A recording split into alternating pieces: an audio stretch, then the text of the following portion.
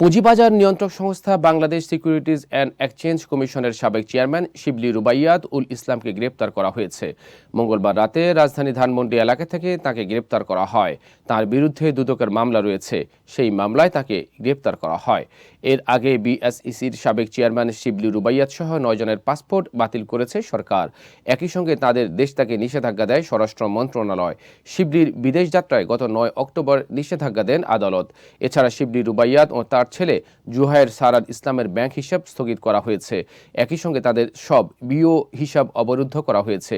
শিবলি রুবাইয়াতের বিরুদ্ধে শেয়ার বাজারে অনিয়ম দুর্নীতির বিস্তর অভিযোগ রয়েছে। অভিযোগের মধ্যে রয়েছে কারসাজির মাধ্যমে শেয়ারের দাম বাড়াতে তিনি কারসাজি কারকদের নানাভাবে সহায়তা করতেন। তার প্রশ্রয়ে শেয়ার বাজারে একটি চক্র গড়ে ওঠে। এই চক্র শেয়ার বাজার থেকে অর্থ লোপাট, নানাভাবে তার কাছ থেকে সুযোগ সুবিধা পেত। এইসব অভিযোগের পাশাপাশি বিনিয়োগের আকর্ষণের নামে বিদেশে রোড শো করেছেন শিবলি রুবাইয়াত। এজন্য তিনি ব্যাপকভাবে সমালোচিত ছিলেন।